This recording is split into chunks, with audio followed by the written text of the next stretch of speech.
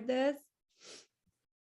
There you go. Welcome to Airway Circle Clubhouse /Zoom /Facebook Live. We have a surprise appearance with us today. So I am so excited to introduce you guys. Well, first to Roger Price and then Dr. Martha Cortes. I am going to let them introduce themselves to you, and then we'll get going with our conversation tonight. Welcome. Thank you, Dr. Price. I would like for you to, first of all, Dr. Roger Price, he's been one of the most interesting persons I have ever met. And I'm shocked at how much experience, education, knowledge he has. And also I love the way he speaks very eloquently. So Roger, Dr. Price, can you speak a little about yourself? Well, what can I tell you? What I find fascinating is that what to me makes common sense, is simple, is something that's been around since Pontius was a pupil pilot. People look at me and say, wow, you're so smart. No, I'm not smart. I'm not smarter than anybody else. What I've done is I've read and I've asked questions and I've looked around and I've seen failures and I've seen success. And I get horribly challenged at these big conferences when specialists come up to me and say to me, what are you doing here? You're not even a doctor. And I said to him, you know, that's from choice. I've studied enough in 63 years to have got a medical degree 10 times over, but I've chosen not to, because I do not want to be a member of an organization that limits my thinking and tells me what I have to do and how I have to do it. And I don't make a lot of friends that way in the beginning until some of them come around. And the knocker here is, the killer here is when they say to me, where's your research? And I say to them, have you ever heard of a book called Gray's Anatomy? They say, yes. I said, that's my research. Because I work with the human body in its original form.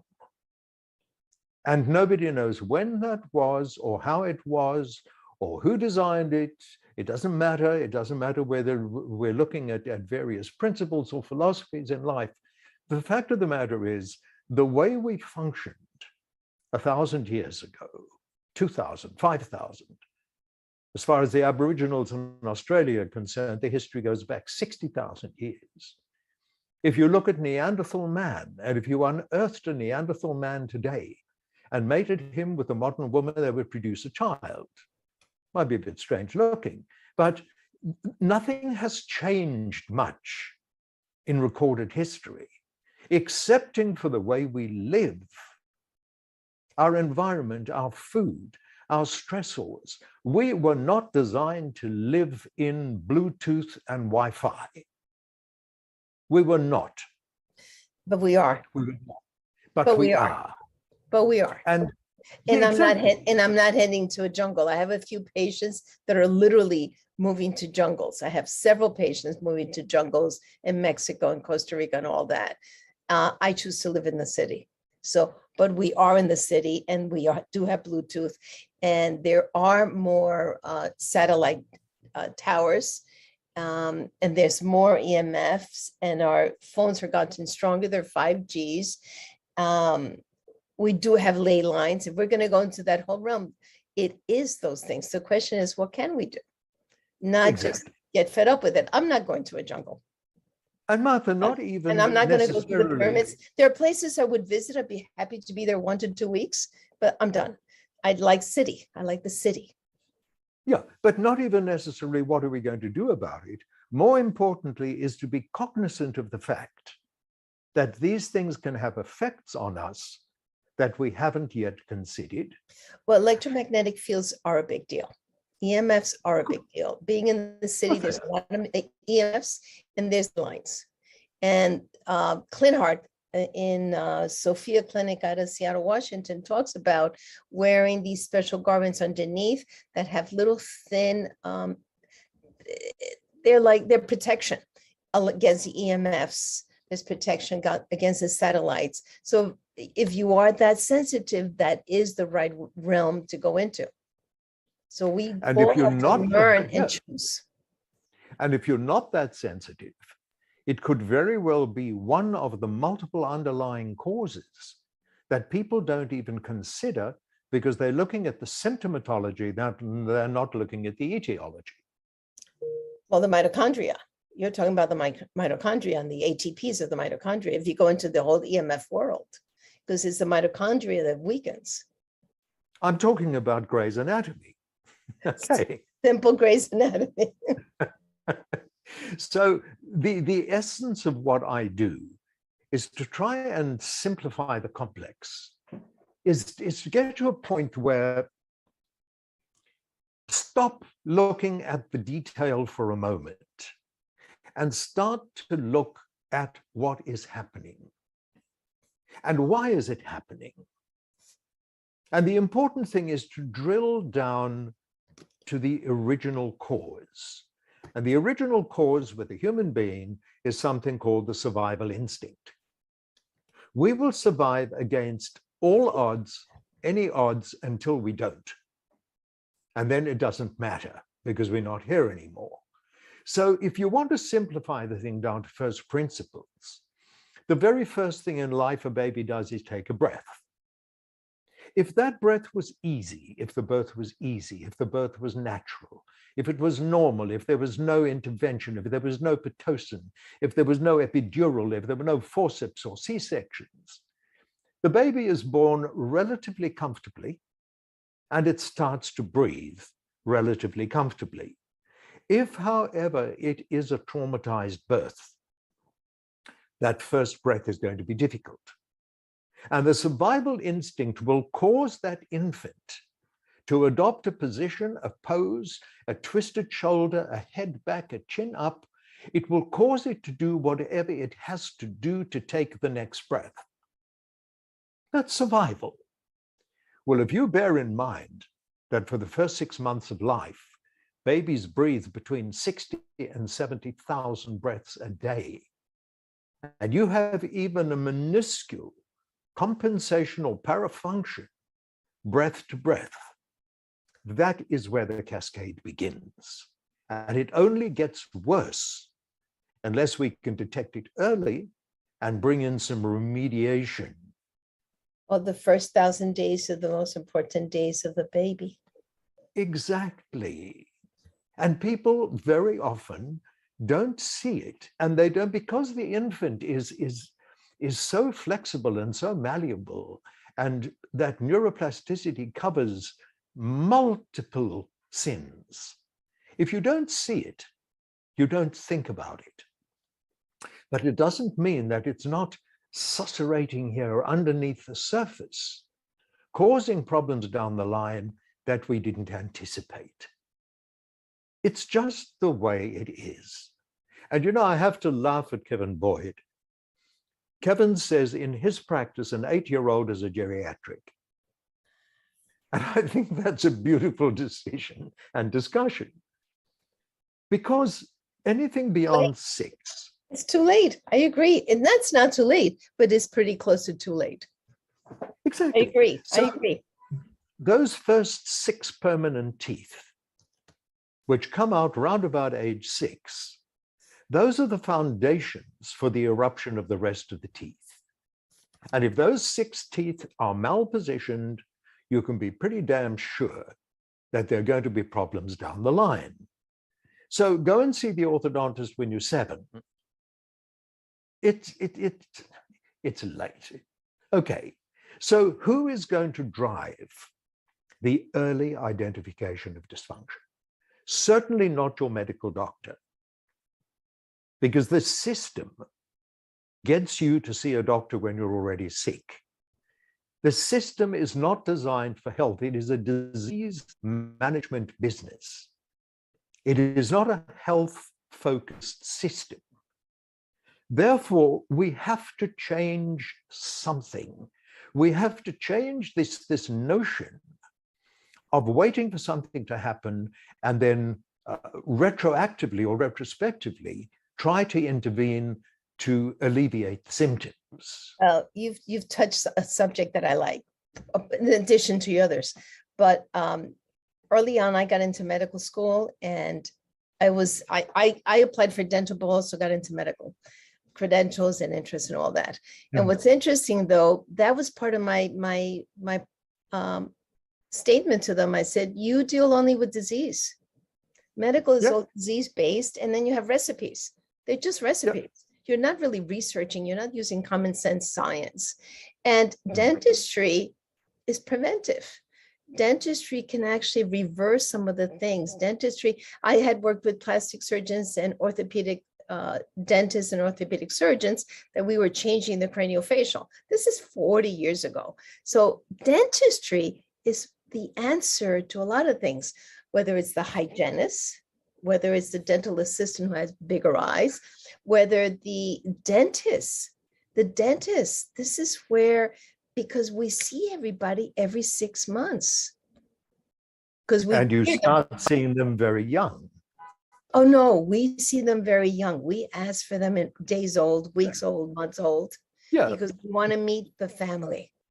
So we have to start teaching dentists to do earlier, at least 3 years old, at least 2 years old, and see the maturity. But also doing frenectomies on a 1 day old, 2 day old without doing any body work, I don't agree with that either.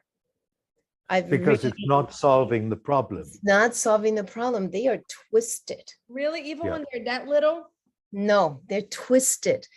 So in craniosacral, okay, so let's go. In craniosacral, you come in with the occiput and the sphenoid, and it literally, there's a breath, there's a cranial rhythm, and it's even in the fetal. There is a breath of life. There is a certain rhythm, cranial rhythm, you may call it, but it's almost like the ocean creating tides. You know how the ocean is natural. So there are 12 cycles that come in essentially per minute of the cranial rhythms. Then after that, they're breathing. Then they come in into stillbirth, into birth. And in the birth, they have that also cranial rhythm, but they can come in distorted. They have fascia distortions. So to actually release the tongue at such an early age without doing the body work, without undoing the twisting, is really not the way to go. And I'm speaking from realizing that what we've been doing all these years really is not, it's not that it's not correct. It's not the best. They need body work. They need to be released. They need the fascia. They need to be held. They need anything that's stuck inside their C1, C2. It's really essential. They need the torsion and the craniums released. So it's really an eye opener to realize that even the babies need some craniosacral work. A lot of people need more, and it's the soft tissue. It's not just the bones. And I am a bone osseous remodeler, but it's the soft tissue. You have to undo those torsions, whether you follow with the torsion or you release opposite of the torsions. That's what a lot of the craniosacral, the energy workers, it's been a big eye opener for me to really realize how much more important that is. And that's why the therapists, the myofunctional therapists, the breathing therapists are extremely important before all these other things, and they should be doing their work first. But the dentists, the people who see them more on a daily basis are the ones that have to have the eyes and then be able to refer. So I'm actually having people do more soft tissue, more tensegrity of their actual tissues, their muscles, to put the bones and the proprioception in the right place before actually changing the osseous remodeling. Yeah. You see, here we have something that people don't think about. The human body has 11 systems. So if you look at respiratory and nervous and muscular, you know, I've gone back to saying skeletal instead of skeletal because I'm back in Australia. And I've also gone back to saying compensatory instead of compensatory, which I could never get my head around. Okay, so if you have a look at the 11 systems, what are the possible permutations of 11? It's 11 times 10 times 9 times 8, etc. Do you know that that's 40 million? You wouldn't think so starting with such a small number. But you multiply it out on your calculator and you will get 39,600,000 and something possible permutations.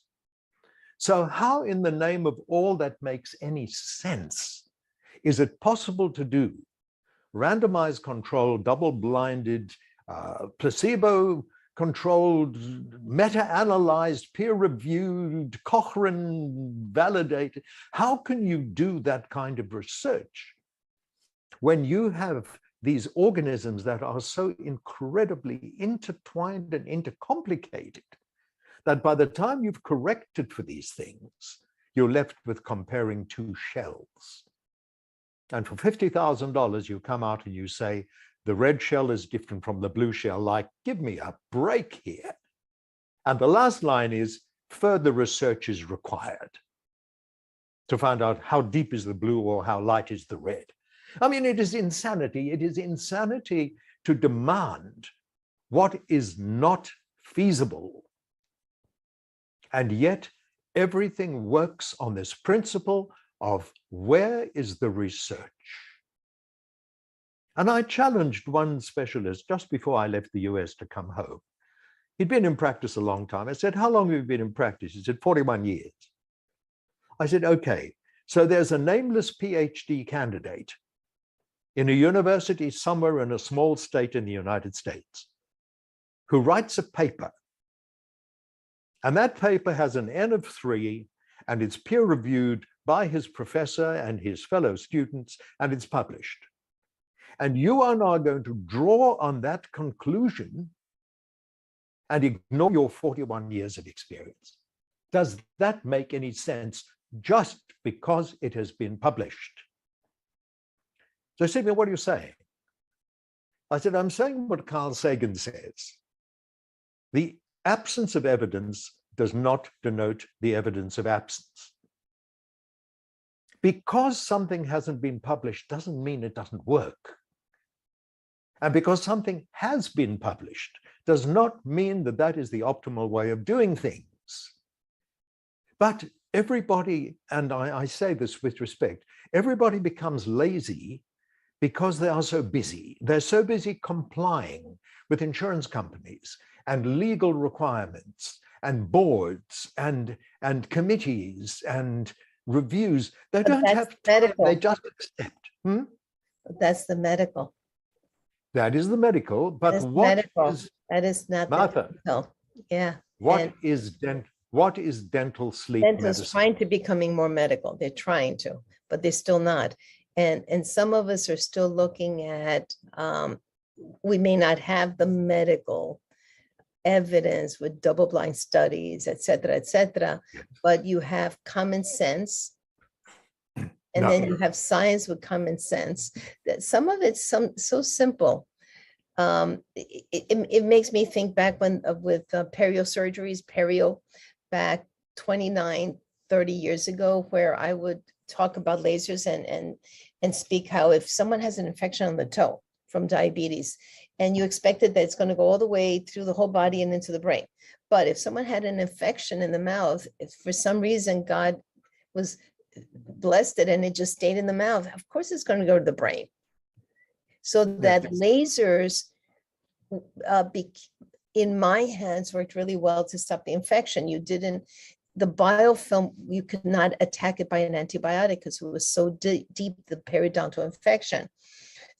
Nobody 30 years ago thought about this.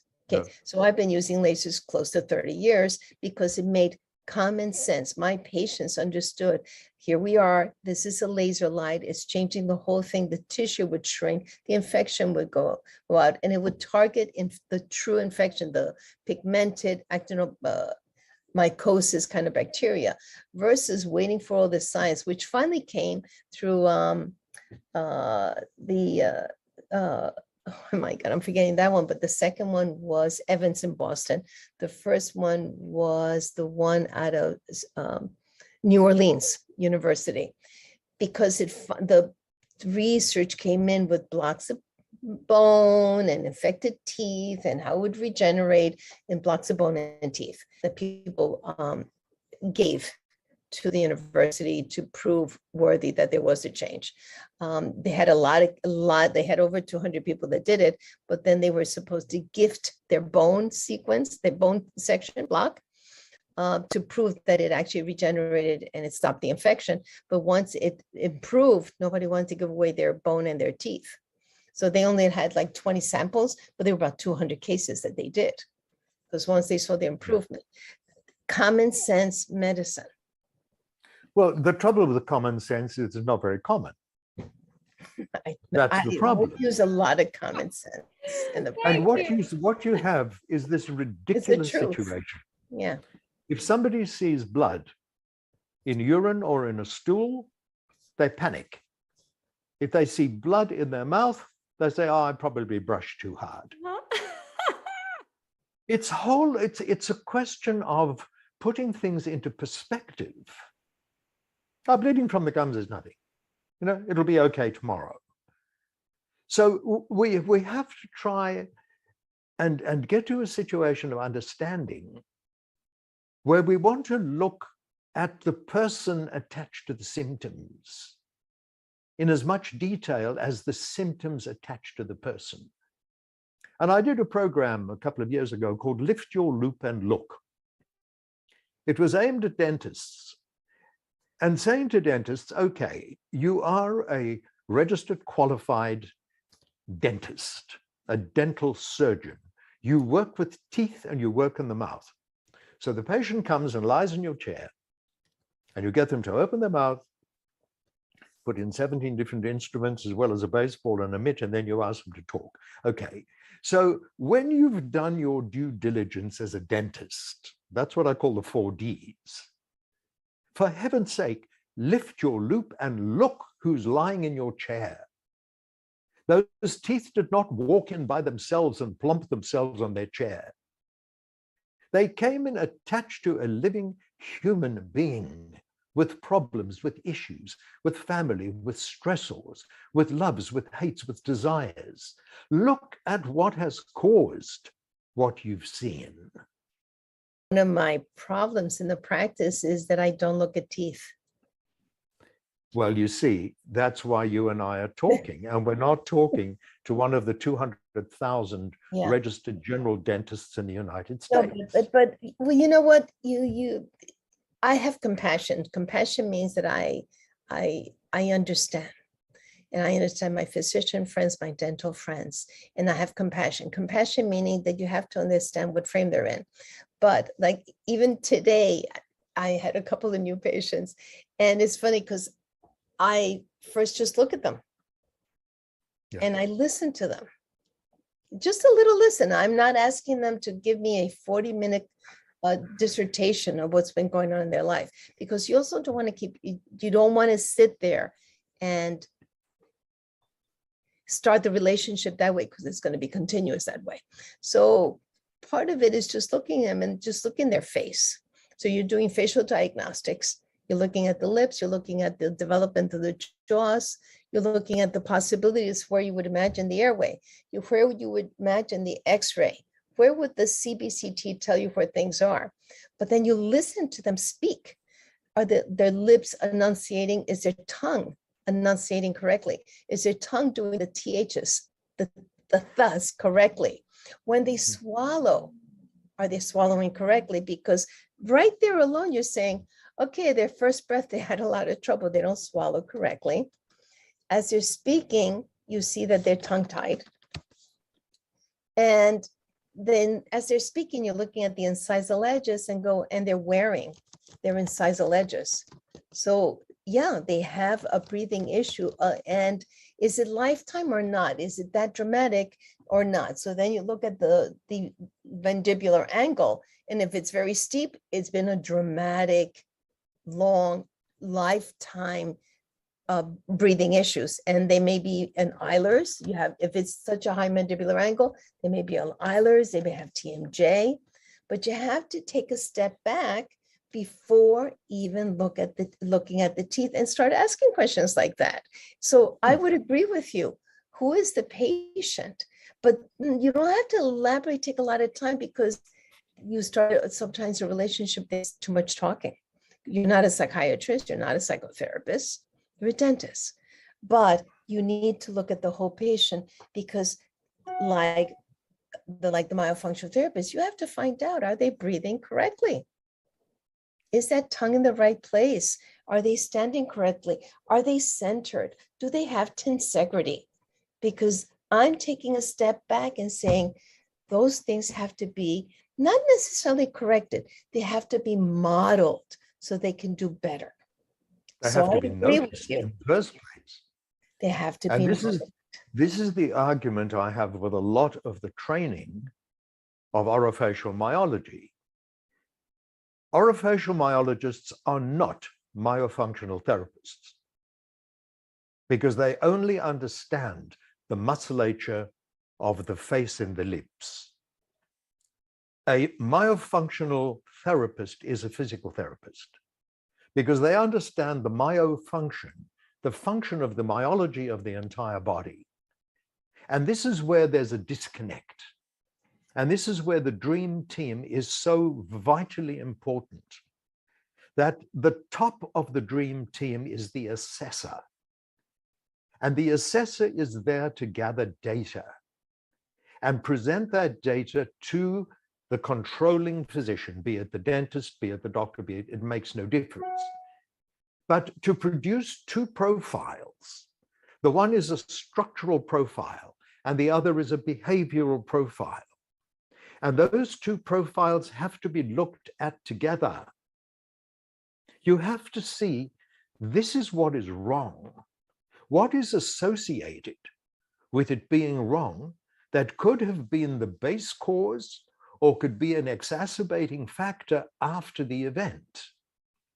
And this is what I've been preaching for the last 30 years. Look after the person attached to the symptoms as well as the symptoms attached to the person. So we have this massive chasm. We have sleep medicine on this hand, and we have dental sleep medicine on this hand. And I am stumped at age 82, I am stumped to understand what is dental sleep medicine. It's got nothing to do with dentistry, it's got nothing to do with sleep, and it's got nothing to do with medicine. It is physiology, it is anatomy, it is behavior, it is nutrition, it is hydration. Then I went back to see, where did dental sleep medicine come from? And in 1975, Guilleminault and Dement created sleep medicine. And that's when they started trying to move beyond the tracheostomies to get people to breathe. And that is when Sullivan came in 5 years later with his CPAP machine. It was only in 1991, after the AASM was created back in 75, when the AADSM, the American Academy of Dental Sleep Medicine, it has nothing to do with dentistry. It was an appliance because the CPAP wasn't working. So they got hold of somebody and they said, well, what can you make? And it made a very clunky appliance. And then Keith Thornton came along later and he made a much lighter adjustment appliance, the TAP, the Thornton's advanced adjustable, whatever it was. So if we have a look at the origin of what trips off people's tongues, SDB, SDB, SDB, sleep disordered breathing, it's all sleep disordered, it's bullshit. It is not sleep disordered breathing. The breathing was disordered before you went to sleep. The sleep has just aggravated it.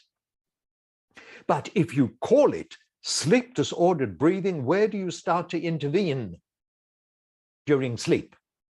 after the event when it's too late. So I've been hitting this breathing disordered sleep concept for nearly 30 years. And I've been accused of being semantic and pedantic and dyslexic. And no, it's not breathing disordered sleep. You got it wrong. It's sleep disordered. But you know what? The world has to start someplace. Yes. So I don't disapprove of sleep disorder breathing because it was an awakening. It was the eyes opening, and it's preventing many people going into metabolic syndrome, many deaths. I'm sorry, but we've had deaths in our practice. We had deaths for those young people as well as slightly older people who were the fathers, except they're only 42, 43, who died because they did not handle sleep disorder breathing because they were taking care of their 20-year-old that I was handling their sleep disorder breathing. So I think it's a real thing. Now, Martha, it is a real thing. Very real. So I think but it's a red herring. Place. It's a red herring. It's a red herring. There, yes.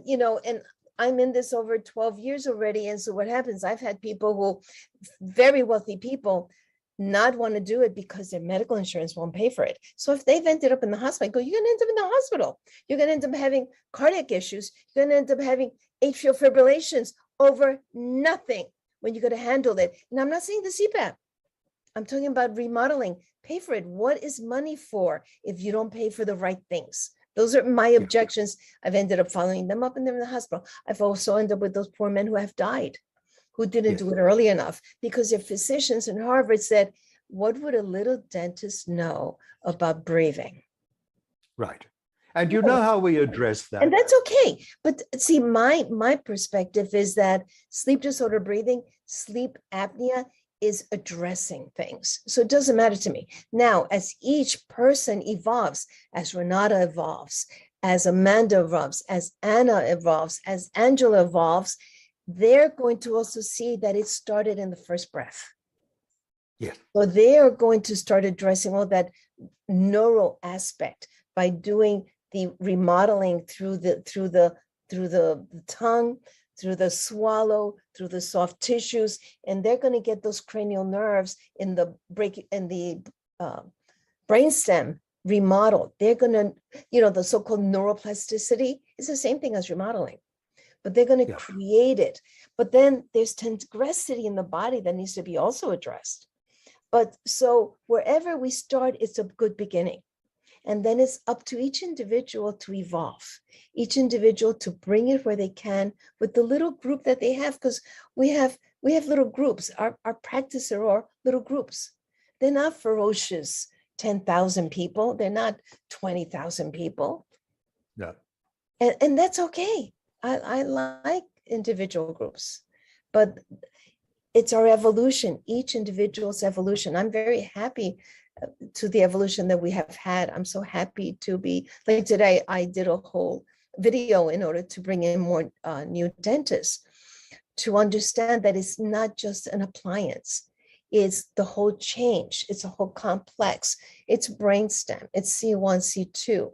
It is the cerebellum. It is all the little nuclei of the sleep. It is the little nuclei of the respiratory that we happen to be utilizing the jaws and the teeth to expand, but to open up the whole craniofacial respiratory. So I'm so happy, but I need my soft tissue people. I need all my myofunctional therapists and my breathing therapists and my physical therapists and my tensegrity, whatever it is, but it's up to each individual to be compliant. Okay, so let's have a look at the major problem. And the major problem is one of perception. The patient perceives the dentist as being a dentist. And they have their 20-minute appointment or 30-minute appointment, and they have other things to do, and they have children to be collected from school, and they're sitting in the dental chair in the operatory, and the dentist finishes whatever the dentist is doing to the teeth, and the dentist starts talking about what the patient thinks should be medical. But they're too polite to interrupt you. They're sitting there, they're listening to you, but they're not hearing a damn thing because they're worrying about the parking meter and the kids waiting for them at school. And so those patients, So I've had those This is patients that have died. I've had those patients that have died for a year and a half. Have heard me every 6 months. You have to have a sleep study. But the Cambridge physician objected. Their other physician objected because what would a little dentist know? Right. But it is what it is. Then we go on. They finally get the sleep test and they're severe apneas. Then they go on a CPAP, but they're not remodeling because that's the minimum they'll do for now. Because for a year and a half, what they should have been doing was remodeling all that time. It's So not let's simple. step back. It's not Let's step simple. back. Yeah, But let's they step back. did something. Yeah, go ahead. Let's step back and let's make it simple. People will listen once they have asked a question. Your voice is a transmitter, their ears are receivers. The two have to be on the same frequency before anything happens. You do not have time, chairside, to raise an issue and then defend your position that you are qualified enough to comment on that. The patient has to know that before they see you. So I'm in the middle of completing a new program called The Subtle Art of Communication, which is designed for dentists and dental teams into how to introduce the patient to the fact that what they are going to see in that practice is a dual function practice. It's a practice where the dentist is there to look after the structural problems, and the dentist has designated a properly trained person within the practice to look at the origins. So if the front desk tells the patient, by the way, did you know that Dr. Martha has completed courses in sleep, they're not going to challenge you. And the key to any objection is to raise it first and answer it before the patient does. You might wonder what I know about sleep. Well, let me tell you, I have spent 173 hours studying sleep. Then at the end of it, they're not going to say to you, but what do you know about sleep? So the structure of what I'm doing here is to change the face of dentistry and to have a dental office be more than an operatory with a chair and a drill. I want the person to walk in and see that they've come into an environment that is an airway, a functional airway specialty, which has two divisions. It has the dental division and it has the physical division. And if that becomes the model, we're going to overcome an enormous amount of the objections that dentists spend thousands of unpaid hours trying to educate people who don't realize that they need to be educated. We need a quantum shift in what is going on because the world has moved on. We have to move on with it. So we have to take this end of the chasm, which is sleep medicine, and this end of the chasm, which is dental sleep medicine, and build a bridge. And that bridge is called functional airway. And the prime people to look after functional airway are physiotherapists, occupational therapists, licensed manual therapists, osteopathic doctors. They are the bridge between the disease and the dysfunction. And that is what will bring the whole thing into a functioning whole. Martha, in August 2018 in San Diego, at the ATS conference, ResMed brought out figures. There are 986 million people suffering from disrupted sleep, 10 times more than anybody had ever anticipated. They then said less than 10% of those are identified, less than 50% of those are successfully treated. And I think they're being ambitious there too. The rest are falling through the holes. That dam is going to overflow. It is already overflowing. We will not stem that overflowing unless we can start to limit the number of people getting sick. And the only way we can limit them from getting sick is to get them early and to find out what is wrong before it becomes a chronic disease. This is not rocket science. Today alone, or yesterday, it was yesterday. So he's now 5. My 5-year-old is walking out, that I've been treating since he was 4, as my 49, 52-year-old was walking in and looking. And I go, that's late already. He's 5. No, that's late already. He already has an anterior open bite. He has a hard swallow I haven't been able to attend. He's doing fabulous. He's really bright. So his intelligence hasn't been taken away. Because after a while, the intelligence, what do you mean? I said, after a while, that child will not be as intelligent as he is. He is 5 now. By 7, 9, he won't have the same intelligence if that breathing disorder doesn't continue. He had an asymmetrical anterior open bite. It was huge. It was really, really huge. So now it's symmetrical. It's decreased the open bite, but now I'm having trouble. And now out of nowhere, he's getting hyperactivity. But you know the tragedy of all of this? The tragedy is that most of that is now regarded as being normal. Because it is, well, it is he was told commonplace. They want to give ADH medicine, and that's why I stepped in, because we're not allowing that.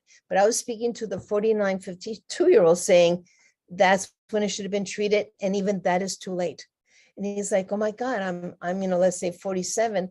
I go, it's way too late, but it's never too late, but it's just going to take so much work. He goes, it's working, but it's not working. I go, yeah. We have to unwind so much The stuff. first thing is to unwind so much stuff. And even some of it is just their behavior. Martha, it's all behavior driven, which results in their the dysfunction. choices, because their cingulum is not getting the right oxygen. Like in the rabbit studies at the University of Penn, the first part of the brain that doesn't get the right oxygen, when it gets oxygen desaturation issues, is the frontal cortex. Decision making, judgment, Now, anxiety. I'm going to interrupt you here. I do not think it is an oxygen desaturation problem. I think it is an oxygen resaturation problem. Well, Because desaturation is normal. You have to have a desat. When the oxygen leaves the bonded hemoglobin to get into the cells, you have to have a desat. That is normal. That is not panic stations. Panic stations is when you're not resaturating correctly so that you're keeping that balanced flow. But no, everybody talks about ODIs and desaturation, and the jaws drop slacked when they see that the patient is desaturating. Pop the champagne cork, for heaven's sake, if they're desaturating. But watch the resaturation. You see the disconnect in this whole thing? And it comes from this use of TLAs. Do you know what a TLA is? It's a 3-letter abbreviation. Oh, it's an RDI and it's an ADA and it's this and it's a CPAP and it's an OAT and it's a BMI and it's a lot of alphabet soup that's being used inappropriately. You're muted, Martha. You know what's really funny? It's happened several times to me now that a lot of people are doing abbreviations. I said, listen, I don't do abbreviations. I don't do that lingo. I'm not very good at it. I like to hear what it is.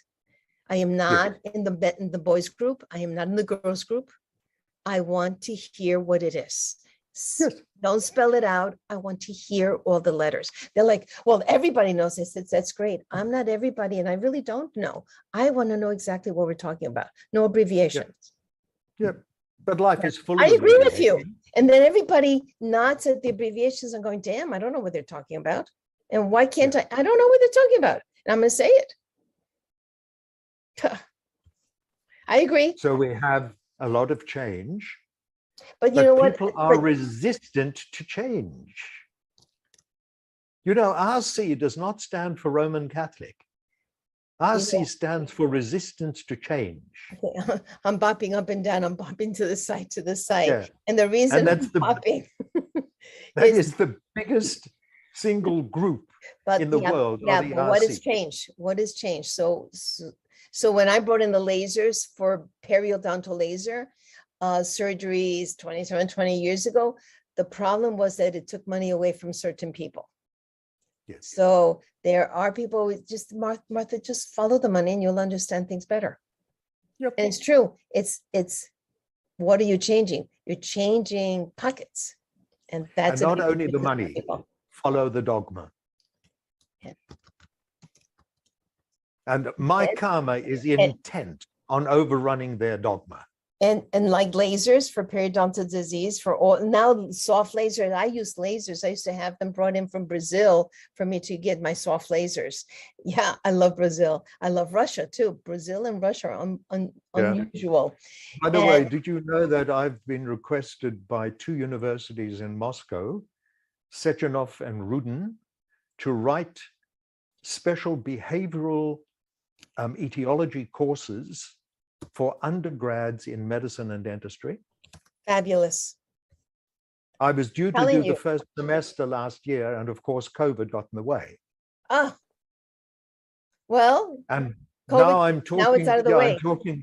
I'm talking to Yerevan University in Armenia, that's and great. it's the countries without a lot of money that want to understand the simplicity of prevention, because quite frankly, they do not have $10,000 for ortho, and they don't have $3,000 for an overnight PSG.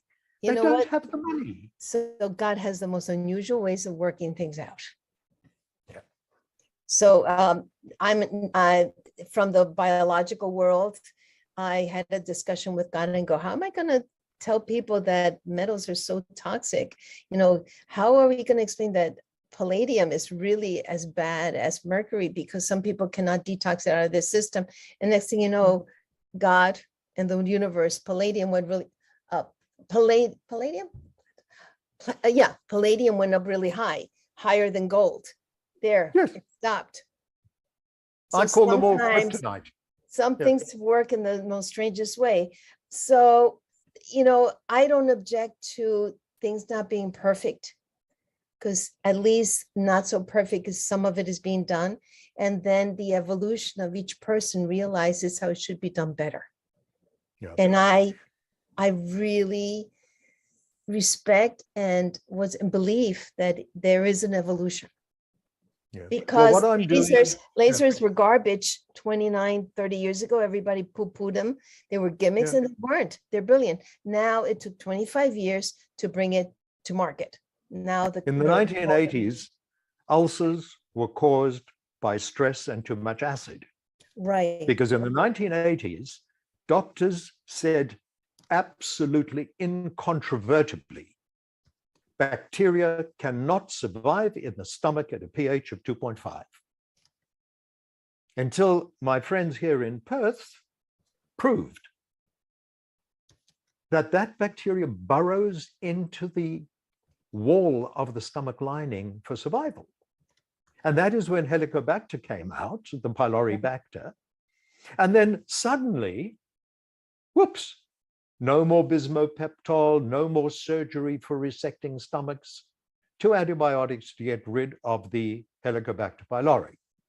So what I'm going to be doing Friday night, I'm doing a 4-section, 4-hour webinar on Airway Circle. And that's going to be broken down into the what, why, where, how, who. It's what is the problem? So Martha, here's a question for you. You've been in practice a few years. What percentage of patients in a dental office do you think would have some kind of underlying airway dysfunction? That is my point in every single lecture that I give, every presentation that I give about airway. I tell them, because they're like, I don't know if I want to practice. I don't know if I want to go there. I don't know if I want to do remodeling. And I just go, 65% minimum minimum is in your practice, and you will be busy for 5 years. Yep. Cleaning up your own practice of 65%. But here's the problem. It's 98%. It's 98%, but they don't know they have a problem.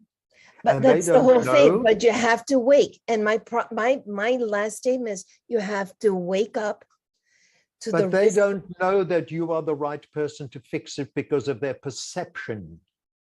So you have to shift the practice into a secondary mode. And today, post-COVID, most dental offices are running at an 80% overhead.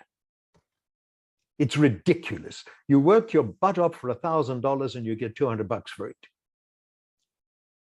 I can create a second revenue stream for your practice with your existing patient base and your historical patient base with an overhead of 15 to 20%.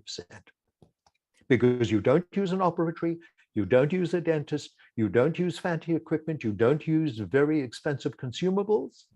But what you do is you address your patient base differently. And you say, now with the evolution of the knowledge that we have, our dental practice now has another division to it. And that division is functional airway. But they must not see you as doing it because they won't believe it. They come in, I want you to take 45 seconds away from what you're doing and to come and see the patient and say, hi, I'm Dr. Martha. We have this new division, which is run by Renata. Renata is fully trained in all aspects of functional airway, and she will be looking after you. Bless you, pat them on the shoulder and go back chairside. You've solved the problem. You don't have to do it. You just have to supervise what is being done, and you have to be the conductor of the Dream Team Orchestra. That way you maintain your credibility. That way you maintain your position of trust with that patient who doesn't feel, what is my dentist doing messing around with medical things? It's an undercurrent of misunderstanding, but it's real. I'm working with some amazing young dentists here in Sydney. One of them has his rooms in a huge multi-storied skyscraper. He asked me, could I please come and visit him when he heard that I'd come back from the US. So I got to this building and I walked into reception and I said, I'm looking for Dr. Khan. No, we don't have any doctors here, but there is a dentist around the corner. I wanted to smack her upside the head. Martha, I've done more of John Coyce's courses than many dentists have. And I am dumbstruck at the knowledge that dentists have, the depth of knowledge into anatomy, into physiology, into biochemistry, into bacteriology, what hygienists know. But it's not acceptable. Renata, you clean teeth. You don't know anything else because I've pigeonholed you. This is why you need this communication module. You need to have somebody to take the practice and to mold it into something that's going to highlight everybody's positions and strengthen them, not raise questions about what do you know. And that is why I believe this functional airway overriding image is the thing that is going to bring the two of them together. Maybe I'm deluded. You're not really deluded because I've been in this so many years that now it's very easy in the practice because I have the so-called reputation, so-called following.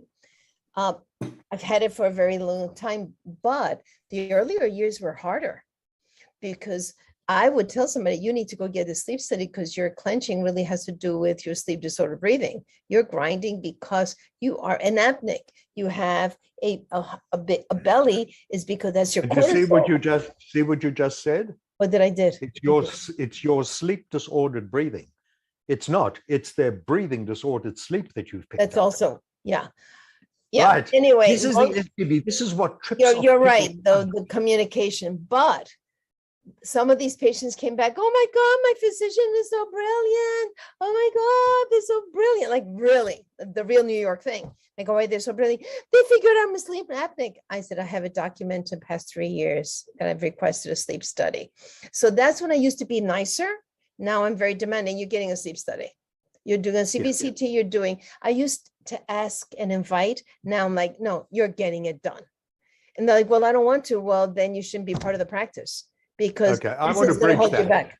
You're going to I want bridge to it. Go for it. remove- Go bridge it. Go. I want to Excellent. remove that conflict.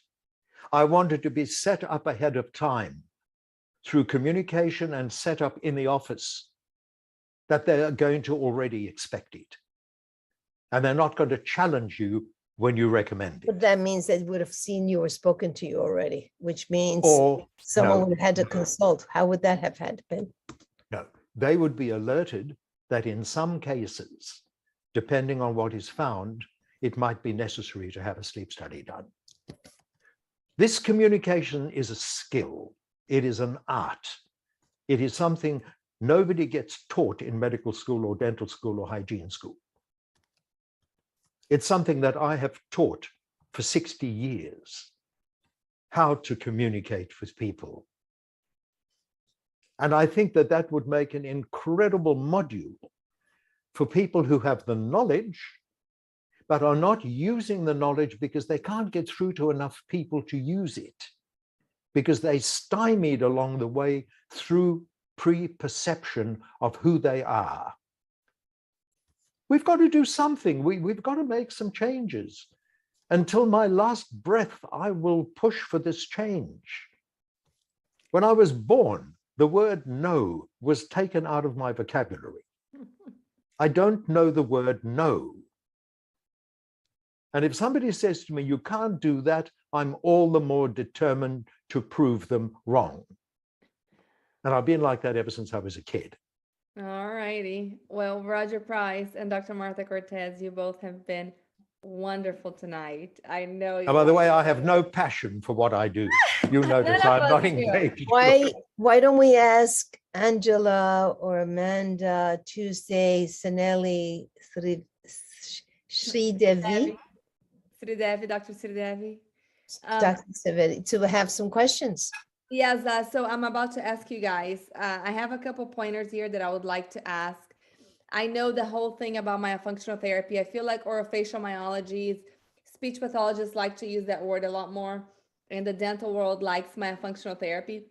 But whenever we say myofunctional therapy, we are referring to orofacial myofunctional therapy. I feel like it's just such a big name that scare people away that we have cut it down to OMT, right? Yeah, so call it something wrong just because it's convenient and confuse people even further and draw more red herrings. That is what is wrong. Is It's it okay laziness. then? Is it It's okay in- for us to say orofacial myofunctional therapy? It's very long, yes. Okay. But if you hold yourself out to be what you're not, it's going to come back and bite you. Okay. Because you are not a myofunctional therapist. You are a portion of a myofunctional therapist. Myofunctional Yeah. therapy. And Okay, I well, raised this bring at a that big up. meeting. Yes. And, okay. Kevin Boyd, and I'll quote him here, he said to me, you know, you're right, but I'm going to stick with myofunctional therapy. It's easier. And this is the line of least resistance. I know. So Okay, so you well, have to have your competing sides to come up with something in the middle. okay. Nothing is ever right and nothing is ever wrong. Right. Correct. Got it? Yes. Another thing I wanted to say is about where you were saying, you know, when the patient comes into the dental office, being a dental hygienist, that's where the key comes in. And that's why the ADA has asked, you know, dentists to start screening patients for disordered breathing, Yes. sleep. And if you then go to a statement by the AASM, Mhm. and I have a copy of it, which says we need to unite and we need to stop dentists getting involved in sleep. Well, there's not enough sleep physicians out there. They can't screen anybody. Dentists see healthy, dental hygienists see healthy patients at least twice a year. That is the whole point. It's just to help. I mean, you just mentioned that all of these people who have sleep issues are not being treated. All we're doing is just help screen them and then sending them to the sleep physicians. You're not going to go to a physiotherapist. You're not going to go to an osteopath. You're not going to go to a speech pathologist unless you have a speech issue. Usually you don't go seek these professionals unless you recognize the issue yourself. And like we just spoke about it, most people don't know they have an airway issue. Well, that's why the dental field is so important when it comes to this, because we see healthy patients, and most of our patients, lots of All our right. patients So have- Renata, here's the problem. The problem is doctors are accusing dentists of practicing medicine without a license Well, they're because not. they're getting involved in sleep, which is designated as a disease to be managed by doctors. Drop the word sleep. Okay. Go find and replace. Mhm. And wherever you're going to use the word sleep, replace it with airway. Mhm. Then they can't accuse you of practicing medicine without a license. Because you're not talking about sleep, which is a disease. You're talking about airway, which is a function. Mhm. If you can't beat them, join them and then bring in another word that they can't object to. I got it. Perfect. It's a game. Uh-huh. Okay. Perfect. And another thing, we build relationships in the dental office. And it does, like Dr. Martha was saying, it does get to a point that patients just know you and they trust you and they listen to you, especially So with- what percentage of the 200,000 dentists in the United States think this way? Not many. You're absolutely right. Not many. And it's sad because the whole dental field has gone from a service to a business. No longer people are going to look for a service. It's with all the No. corporations purchasing. Dentistry dental was offices. always a business. Well, right No. now, all these corporations Medicine are is a buying. business. No. There's nothing wrong with the word business. Well, Myofunctional therapy is a business. yeah. There's nothing wrong with the word business. First of all, it's what is the focus of it. That's what you need to understand. There's nothing wrong with the word business. Is What the I'm saying is focus that on the it's not income so- or Where is is the the focus? focus? Yeah. Yeah. Is the Where's- focus on the income or is the focus on the outcome? It's the income. I mean, the hygienists now are paid on commission. It's not about how many patients you have. It's what can you push to get them to, You know what? Again, awful. it is the evolution of every person. It's every practice. It's each Yeah. person. It's the evolution. There have always been opportunities or evolutions.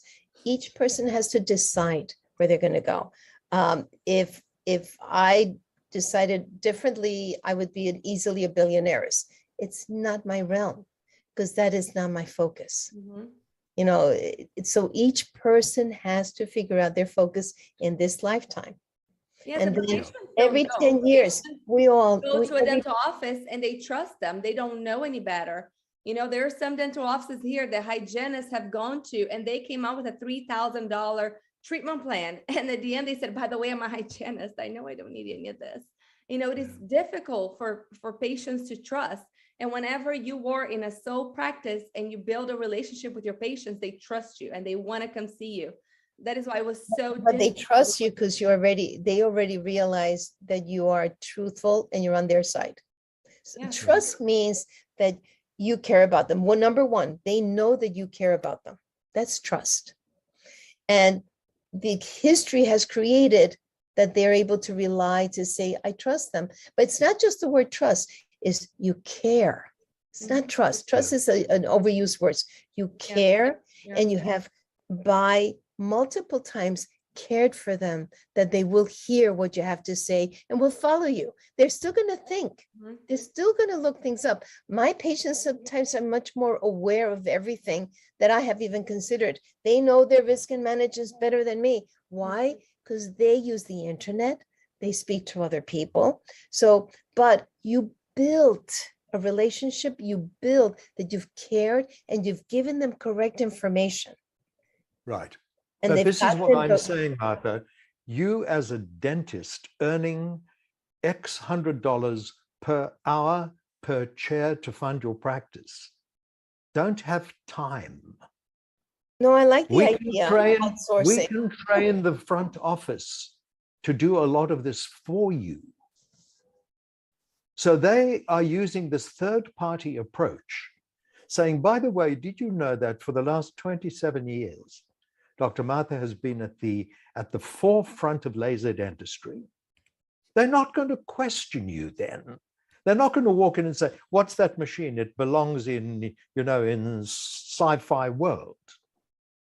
And I just want to take you back to 1891, Robert Louis Stevenson. He made a statement which said, everybody lives by selling something. Right. And how many people say, I'm not a salesman? Well, I can't first do of this all, because I can't you know, your sell. first, I wrote a book, I wrote a paper called the Psychology of the Smile.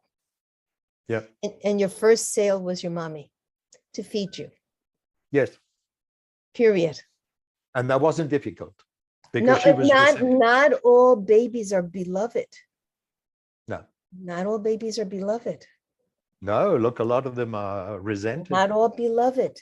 So therefore, that is your first sale.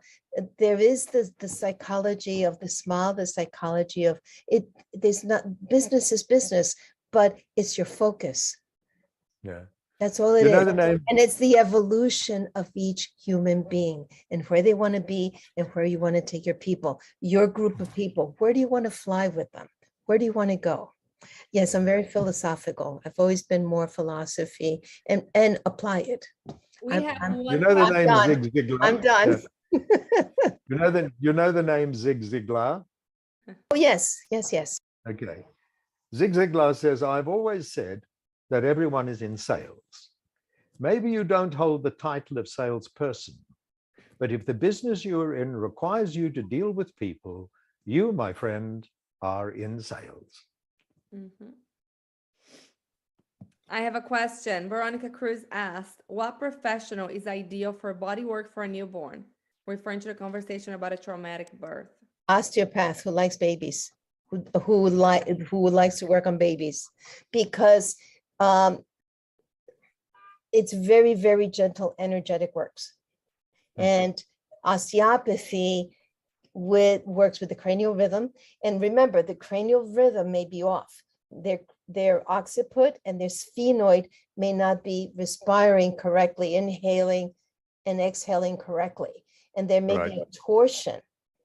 And they talk about lateral strains, they talk about sphenoid strains, and they may be torsions, so they need to gently put them back so that they have the correct cranial rhythm. And also the little body is not torsion, because you can see strains along the little human body. But it Yep, has you to can be see the very torticollis, stable. you can see all of those things, yeah. The torticollis, the spine. They all have to be untwined, and it's just, you have to untwine them. Is that the right word? Untwine? Yes, Sometimes I mix up the words. I'm still it's okay. but they're learning, my office is learning that I still almost write in Spanish that I translate to English. I don't even know that. I'm many, many years in here, but they've been Do watching. you my remember, writing. Martha? I think you're of a generation who would remember this. We had a toy, and the toy was a ball, and it was made out of wood. And it had intricate little pieces carved out of it that when you put all the pieces together, there was one slot. And into that slot, you had to push the keystone, Ah, which was the piece of wood that locked all of them lock the together. whole thing together. And otherwise it would be What coming to is pieces. what is the sphenoid? The keystone.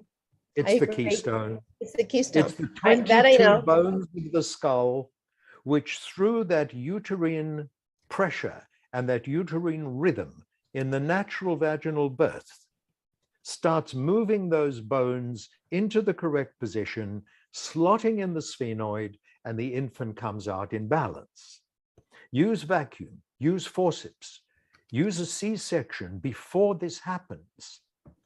If you don't have somebody with soft, sweet hands that feels the rhythm and can feel the deformity. I've done this. I mean, I have manual hands. I have feeling in my hands that connects directly to my brain. And I can feel that breathing pulse. I can feel those rhythms. I just don't do it anymore.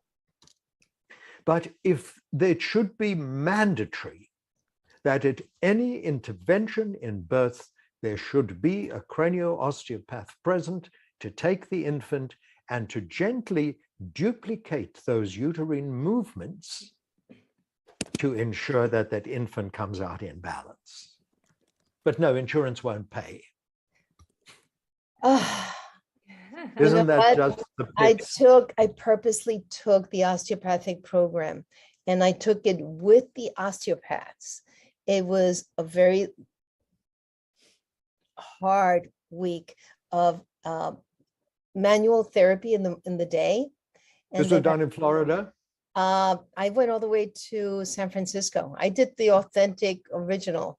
But anyway, my purpose was to understand what is the osteopathy, what are the techniques, and what are we really doing? What's the purpose?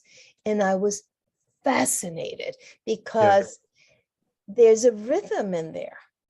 Of course there is. You know, it's a natural rhythm. It's 12, usually 12 tides per minute. It's the ocean tides coming in. Where does it come from? Is it God's hand? Is it that spark of God? And I think it is. Nobody knows. And they come in, they don't know, but look at the tides. How do the oceans work? There is a tide. There's a natural little rhythm, and you can feel the rhythm of those of us who can. And it was very easy for me. The program was very easy, my manual.